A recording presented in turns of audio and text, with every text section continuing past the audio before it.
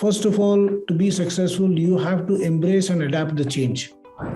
You operate the same way as what we used to operate, then market and innovators are going to force us behind, our customers are going to leave us behind. So I think if we can embrace the change in our ways, in our approaches, in our thinking, I think it will be really welcomed by the customer. Consistent focus is extremely important. Our customers like it. They like the TLCs that we give to them. Not too much, but they certainly like the attention. But they also wanted to make it very contextual to their business.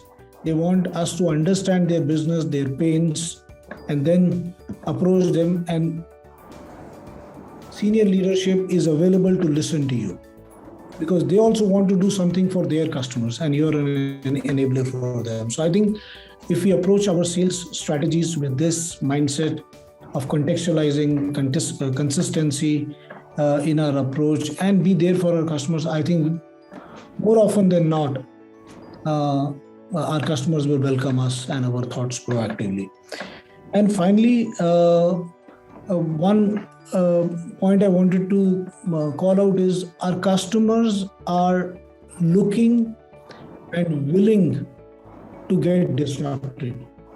So you need to just go there with a great idea, and they will say, yes, I want it, because I want to do something for my customers. So they're willing to be disrupted, just go and do it, is there. And finally, no longer it is business cases. We used to always make business cases for our customers, whether it makes sense.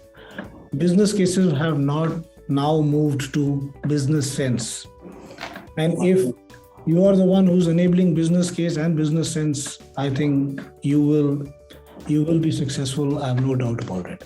First of all, the B2B selling, it has always been your very structured, formal way of selling to businesses. I think what we saw the COVID pandemic do is break down those barriers, which used to exist between, people having business to business discussions. So there was more humanization, if you put it that way. So sales became more human. I mean, people, at least my sales team, has been able to get more conversations and more meetings in the last 2 years than they ever did in the past, because people were suddenly accessible. Everybody was keen to try out new ideas, speak to people. And I think that is one key change that we saw, in the way that businesses behaved. But on the other side, there's a very strong undercurrent that there was on this entire digital transformation, kind of initiatives. So suddenly everybody was digital. All the transformation initiatives that organizations spoke about, they almost happened overnight. People buying, selling virtually, entire process of buying and selling getting disrupted. And therefore what happened, at least in our experiences, companies went on a rush to replicate the in-person human touch through digital channels. So there was more and more personalization of customer experience, when it came to digital selling. And I think even after COVID subsides, that's not going to change, because, customers expect more. They expect more customization, personalization, even through digital channels. And I was just reading up some research by McKinsey, which clearly indicates, that only about 20% of B2B buyers, they're willing to go back to completely in-person conversations. So I think that's a great learning for all of us there, that, it's going to shift to digital channels. We are going to have to play a new part as the sales team. And what I really love about the term, I think I came across it in some of the research that Gartner does, is that the fundamental role of a salesperson has changed today, from being a provider of information and updates around product and services to somebody who's a sense maker.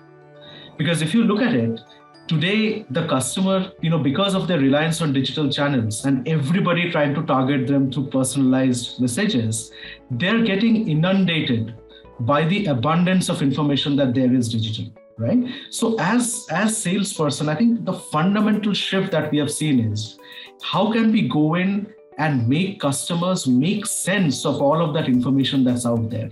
Leave them with very small, short frameworks to arrive at a decision which they consider, is a low regret, high value kind of a decision that they make.